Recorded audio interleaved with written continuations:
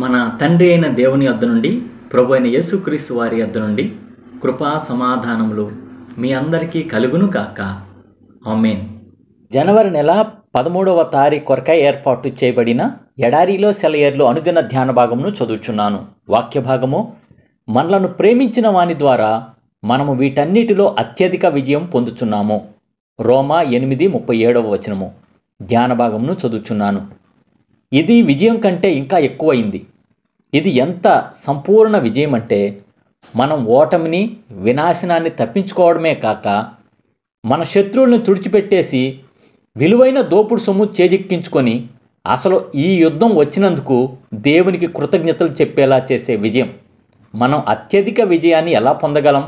మనకి వచ్చిన సంఘర్షణ ద్వారా మన విశ్వాసాన్ని కట్టుదిట్టం చేసి మన ఆత్మీయ వ్యక్తిత్వాన్ని స్థిరపరిచే ఆత్మీయ క్రమశిక్షణను ఈ పోరాటాల మూలంగా పొందగలగాలి.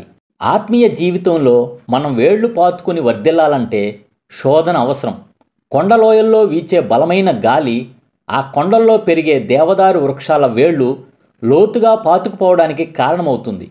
మన ఆత్మీయ సంఘర్షణలు మన పాలిటి అద్భుత ఆశీర్వాదాలు. మనకి బద్ధ శత్రువని మనం అనుకునేది నిజానికి దాన్ని ఓడించడానికి మనకి శిక్షణనిస్తుందన్నమాట. పురాతన కాలంలో పృగియా ప్రాంతంలో ఒక నమ్మకం ఉండేది. వాళ్ళు ఎవరైనా శత్రువుని గెలిచినప్పుడల్లా గెలిచినవాడు తన చేతిలో ఓడిపోయిన వాడి బలాన్నంతటిని తనలోకి పీల్చుకుంటాడట.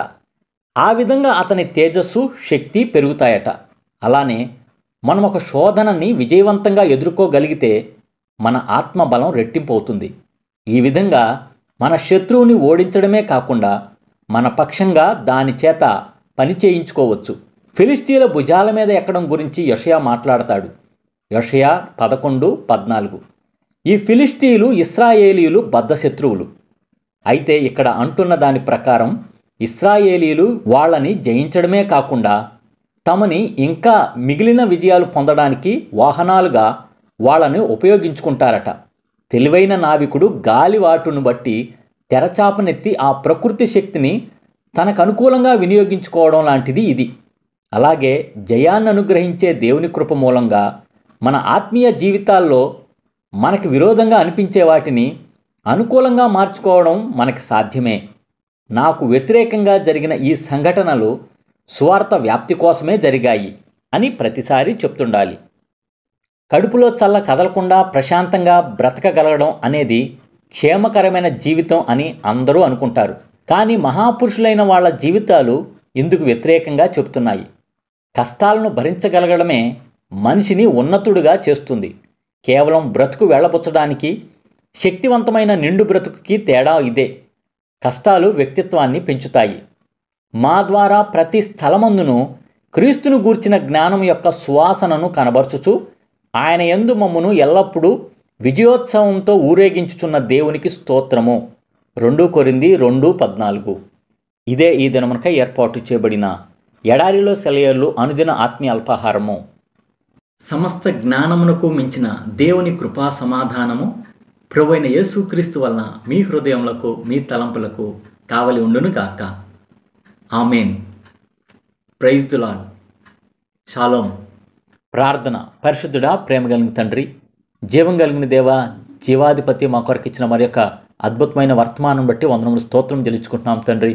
మా ఆత్మీయ జీవితంలో వేళ్లు పాచుకొని వర్ధిల్లాలంటే శోధన, శ్రమలు, కష్టాలు, శోధనలు అవసరం అని చెప్పి ఈ దిన వర్తమానం ద్వారా నువ్వు మాకు తెలియజేసినందుకు వందనాలు, స్తోత్రాలయ్యా. ఎడారిలో సెలయేలు వించిన నీ బిడ్డలు ఎవరెవరైతే శోధనల్లో, శ్రమల్లో, కష్టాల్లో, ఇరుకుల్లో, ఇబ్బందుల్లో ఉన్నారో అవన్నీ కూడా వారు ఆత్మీయ జీవితంలో వేళ్లు పాతుకొని వర్ధిల్లటానికే అని చెప్పి అర్థం చేసుకొని ఈ శ్రమలు వచ్చినప్పుడు ప్రభా ధైర్యంగా ఎదుర్కొనే కృపా ధన్యత దయచేయమని వేడుకొంచున్నాం తండ్రి. నువ్వు కూడా ప్రభా ఈ శ్రమల్లో మమ్మల్ని ప్రేమించి మాకు అత్యధిక విజయాన్ని అందించే దేవుడు అని నీ యందు విశ్వాసం కలిగి ముందు కొనసాగే కృపా ధన్యత దయచేయమని వేడుకొంచు. ఈ దినమున ప్రభా మా దేశంలో, మా రాష్ట్రంలో, మా జిల్లాలో, మా గ్రామంలో పనిచేస్తున్న ప్రతి ఒక్క కార్మికుడి గురించి ప్రార్థన చేస్తున్నాం తండ్రి. అనేక మంది కార్మికులు ఉన్నారు ప్రభా, ఫ్యాక్టరీలో పనిచేసే వాళ్ళు ఉన్నారయ్యా. వారిని కనికరించి వారికి మీరే తోడుగుండి వారికి మంచి ఆరోగ్యాలు దయచేయమని వేడుకుంటున్నాం తండ్రి. అలాగున్న ప్రభా చేతి పని చేసుకునే వారి గురించి ప్రార్థన చేస్తున్నాం తండ్రి. వడ్రంగి పని చేసిన వారి గురించి ప్రార్థన చేస్తున్నాం తండ్రి. బేల్దారి పని చేసుకునే వారి గురించి ప్రార్థన చేస్తున్నాం తండ్రి. రాడ్ బెండింగ్ పనిచేసే వారి గురించి ప్రార్థన చేస్తున్నాం తండ్రి.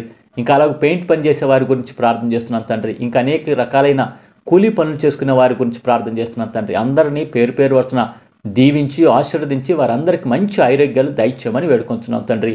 అనేకులు ప్రభా మద్యపానం బానిసంలో ఉంటుండగా ప్రభా ఆ బానిసత్వం నుంచి వారిని యేసుక్రీస్తు నామములో విడుదల కలుగునుగా కని ప్రార్థిస్తుండగా ప్రభా కనికరించి వారు ఆ యొక్క బంధకాల నుంచి విడుదల పొంది వారి కుటుంబాలు ఆయురారోగ్యాలతో ప్రభా ఆత్మీయంగా వర్ధిల్లే కృపా ధన్యత దయచేయమని వేడుకొంచు. ఈ దిన దీవెనలతో ఆశీర్వాదాలతో ప్రతి ఒక్కళ్ళు నింపమని యేసు పరిశుద్ధ నామంలో ప్రార్థించి వినయంగా వేడుకొంచున్నాము తండ్రి. ఆమేన్. మన తండ్రి అయిన దేవుని యొక్క ప్రేమ, ప్రభువైన యేసుక్రీస్తు వారి కృప, పరిశుద్ధాత్మ యొక్క అన్యోన్య సహవాసం సదా మీ అందరికీ తోడై ఉండును గాక. ఆమేన్.